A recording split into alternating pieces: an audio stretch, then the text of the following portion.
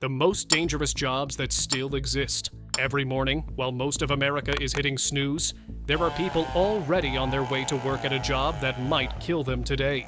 Not in a vague, long-term, this career is stressful kind of way. In a very specific, very immediate fall from 2,000 feet, or get your lungs dissolved by sulfur gas kind of way. In 2023, the U.S. Bureau of Labor Statistics recorded one work-related death every 99 minutes. And that's just what got reported. Today we're talking about the jobs where that risk isn't a rare exception. It's built into the job description. These are the most dangerous jobs still operating on this planet. The volcano miners, Kawah Ijen, Indonesia. There is a volcano in East Java, Indonesia called Kawah Ijen. At the bottom of its crater sits the world's largest acidic lake. The water has a pH close to 0, which is roughly the acidity of battery acid. Above the lake, sulfuric gas vents burn electric blue at night, reaching temperatures of 600 degrees Celsius and shooting flames 5 meters into the air. Every morning, before dawn, 200 to 400 men descend into that crater to go to work. They are sulfur miners. They break off chunks of solidified sulfur from the volcanic vents using iron rods, load them into bamboo baskets, and carry those baskets on their bare shoulders, up the crater wall, across the rim, and 3 kilometers down the mountain to a weighing station. Each basket weighs between 70 and 90 kilograms. That is between 155 and 200 pounds, carried on a human shoulder, up the wall of an active volcano, twice a day. The sulfur they collect ends up in matches, sugar refining, rubber vulcanization, fertilizer, cosmetics, and batteries. It is inside products in your kitchen and your bathroom right now. The miners who extracted it earn $5 to $8 per trip. Most of them have no respirators. Some wrap a cloth around their face. The sulfur dioxide in the air eats away at their lungs over years of exposure. The acid mist corrodes their teeth. The loads compress their spines. Their shoulders develop permanent scarring from the basket ropes. The mine has been operating since 1968. Almost nothing about the process has changed. No machinery, no automation, no meaningful safety upgrade in over 50 years. Tourists now climb the volcano at night to watch the blue flames. The same flames that are slowly destroying the health of the men working below them. The miners' average life expectancy barely reaches 50. Their one shared wish, documented by every journalist who has ever spoken to them. They do not want their children to do this job. Subscribe if you want more stories like this. New video every week. The Tower Dogs, Cell Tower Climbers, USA. You are watching this video on a phone, TV, or a computer connected to a cellular or Wi-Fi network. That network exists because someone climbed to the top of a tower to build and maintain it. In some cases, that tower is 2,000 feet tall, 2/3 of a mile straight up, with no elevator, no cage, and no safety net below. Tower climbers, called tower dogs inside the industry, are the people who install and maintain the antennas on America's 300,000-plus cell towers. They work at extreme heights, often in high winds, sometimes at night, sometimes in freezing temperatures, carrying heavy equipment and tools while performing precise technical work hundreds of feet above the ground. OSHA called it the most dangerous job in America.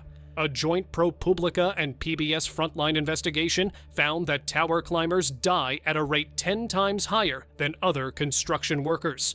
Between 2003 and 2022, 166 tower workers died on the job, and that number only counts the ones that got officially reported and coded correctly, which many don't, because the Bureau of Labor Statistics doesn't even have a standard occupational code for tower climbing.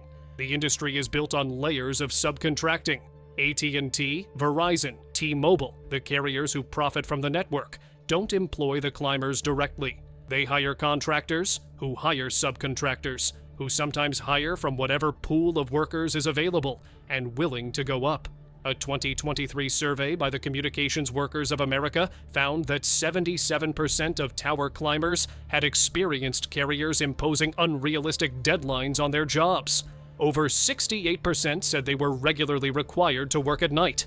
Nearly 73% said they were sent up in dangerous weather conditions. One climber described it simply, two screamers. That's what workers call the 2,000-foot towers, because if you fall from the top, you can get in two long screams before you hit the ground. The people who say this are the ones who go up every day anyway, because somebody has to. And that signal you need, that message you just sent, required someone to be up there to make it possible. Saturation divers, the people who live underwater for a month. Underneath the ocean floor, there are approximately 3 million kilometers of submarine pipelines carrying oil, gas, and data between continents. When those pipelines crack, corrode, or need to be built in the first place, someone has to go down and fix them by hand, at depths where no scuba diver can go, in total darkness, in water so cold it will kill you.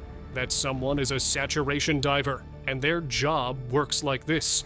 They enter a pressurized steel chamber on a ship, roughly the size of a large van, and the pressure inside is raised to match the pressure of the ocean at their working depth, which can be up to 1,000 feet.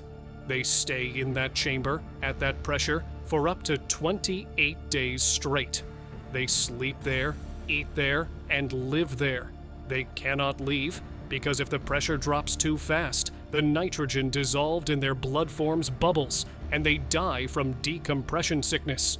The only way out is 8 days of extremely slow, carefully managed ascent at the end of the job. Every day during the working period, they are transferred in a smaller pressurized diving bell down to the ocean floor, where they perform 8-hour shifts, welding 200-pound bolts onto pipelines, cutting steel, salvaging equipment, and doing whatever construction or repair work is needed. In absolute darkness, with a lamp that reaches maybe 10 feet, in water that is just above freezing, breathing a mixture of helium and oxygen that makes their voices sound like cartoon characters and requires voice descramblers for them to understand each other. The helium that keeps them alive is terrible at retaining heat, so the living chamber has to be kept at 85 to 93 degrees Fahrenheit at all times, and their diving suits are lined with tubes pumping hot water to prevent hypothermia. The pressure inside is up to 25 times the surface pressure, enough to cause high-pressure nervous syndrome, which produces tremors, nausea, and fatigue. Every person on the team is also a certified diver medical technician, trained to administer IVs and stitch wounds, because if something goes wrong at depth, help is not coming. The team is the help. The fatality rate for underwater welders is estimated at around 15% lifetime, 40 times higher than commercial diving overall, and more than 1,000 times the U.S. national average for all workers. The job cannot be automated. Robots cannot perform the judgment calls, the fine motor work, the real-time adaptation required in darkness at depth. Every submarine pipeline, every offshore oil platform foundation, every transatlantic data cable connection that required underwater construction. A human being did that, in a steel pod, in the dark, a mile below the surface, for a month. Alaskan crab fisherman, the most dangerous legal job in America. If you've eaten king crab or snow crab at a restaurant in America, there is a statistically meaningful chance that someone almost died to put it on your plate. The Bering Sea, between Alaska and Russia, is one of the most hostile stretches of ocean on Earth. In winter, when crab season runs, water temperatures hover near freezing. Storms generate waves up to 40 feet high. Wind chill drops so fast that a wet worker on deck can develop hypothermia in minutes. Ice accumulates on decks, rigging, and equipment, sometimes so fast that crews have to work continuously just to chip it off before the boat becomes too top-heavy and capsizes.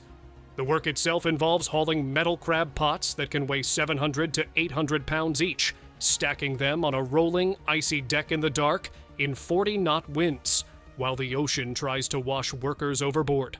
A single pot swinging on a crane line can kill instantly. A wave hitting at the wrong moment can take a man over the rail before anyone can react. Capsizing, entanglement in lines, hypothermia, and crushing injuries are all documented causes of death in the industry. According to OSHA, fishing and hunting workers have the highest fatal injury rate of any occupation in the United States, 132 deaths per 100,000 workers. That is 37 times the national average. Alaskan crab fishing is the extreme end of that already extreme industry. Deadliest Catch made this job famous. What the show couldn't fully communicate is the actual smell, the actual cold, the actual weight of the exhaustion after 20 straight hours of deck work in -20 wind chill. And the fact that the most experienced captains, the ones who've done this for decades, still describe it as something that could kill them on any given trip. They go anyway, every season, because the money is there, and the crab is there, and no machine has figured out how to do their job. Loggers, the deadliest job on American soil. Logging is, by the numbers, the most dangerous occupation in the United States. It has held that title for decades, year after year, across every version of the Bureau of Labor Statistics data. The fatality rate is approximately 97 deaths per 100,000 workers, 33 times the national average. A logger is roughly as likely to die on the job as a combat soldier deployed to a medium-intensity conflict. The reasons are straightforward and brutal. A falling tree weighing several tons is not predictable. It does not come down the same way twice. Wind, rot inside the trunk, hidden branches catching on other trees, ground slope, and dozens of other variables determine exactly how and where it falls. And experienced loggers can read most of those variables, but not all of them, and not every time. The industry term for an unpredictably falling tree is a widowmaker. The term is not considered dark humor. It is considered a job hazard with a name. Beyond falling trees, loggers work in remote terrain, often without cell service, sometimes hours from the nearest hospital. They operate chainsaws at full power in all weather conditions. They work on steep hillsides where rolling logs can outpace a running person. They drive heavy equipment on uneven ground, and they often work alone or in small crews where a serious injury means waiting for help that may be very far away. The median annual salary for a logging worker is around $45,000. For the risk they accept, it is one of the least compensated dangerous occupations on this list. The demand for lumber, for your house, your furniture, your paper, your packaging, drives continuous pressure on logging operations to move fast and cover more ground. The equipment has improved over the decades. The fundamental risk of being near large trees falling in unpredictable directions has not changed since the first person picked up an axe. Shipbreakers, the men who dismantle supertankers by hand. When a massive cargo ship, oil tanker, or container vessel reaches the end of its operational life, someone has to take it apart. That process is called shipbreaking, and it is one of the most dangerous industrial jobs on Earth. About 90% of the world's shipbreaking happens on the beaches of Bangladesh, India, and Pakistan, specifically in places like Chittagong and Alang, where dozens of rusting hulks sit beached in the tidal zone, being dismantled manually by workers with cutting torches, sledgehammers, and bare hands. A modern supertanker is roughly 1,300 feet long and weighs 300,000 tons when loaded. It is built from steel containing asbestos insulation throughout. It has been carrying petroleum or chemicals for decades. Its tanks still contain residual fuel, oil, and toxic sludge, and the workers who dismantle it, often for the equivalent of $2 to $5 a day, cut through it with gas torches, standing on platforms made of scrap metal, in conditions where a structural collapse, a flash fire from gas pockets, or a fall from a several-story-high hull can happen at any moment. There are essentially no safety regulations enforced at most shipbreaking yards. Workers routinely handle raw asbestos without masks. Toxic waste is discharged directly into the tidal zone. Fires are common. Collapses are common. The International Labor Organization estimates the fatal accident rate in the industry is among the highest of any occupation globally. The ships being broken down on those beaches were built in the West, owned by Western shipping companies, operated under flags of convenience, and sent to South Asia specifically because regulations there allow for methods of disposal that would be illegal in the countries where the ships were registered. The cans of paint in your hardware store may have been shipped across the ocean in a vessel now being pulled apart by hand on a beach in Bangladesh. Someone is standing on that hull right now with a cutting torch, breathing asbestos dust, earning $3 for the day. What every job on this list has in common. None of these jobs are going away. The sulfur in your food and medicine still has to come from somewhere. The cell signal you depend on still needs towers built and maintained. The oil and gas that heats your home still runs through pipelines on the ocean floor. The lumber in your house still had to be cut from a living tree. The cargo ships that carry almost everything you own still eventually have to be scrapped. The question is never whether the work needs to happen. It always does. The question is, who does it and under what conditions?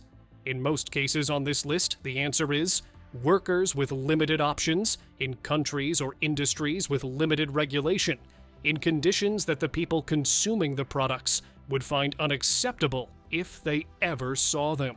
Not because anyone planned it that way, just because that's how it ended up, and the price of the product never reflects the full cost of making it. The next time your phone gets a signal in a remote area, think about who climbed that tower. The next time you crack open a crab leg, think about who hauled it out of the Bering Sea. The next time you sit on a wooden floor or sleep in a wooden bed, think about what it sounds like when a widowmaker comes down and there's no time to run. These people exist. They go to work tomorrow. Most of America will never know their names. Which job on this list surprised you most?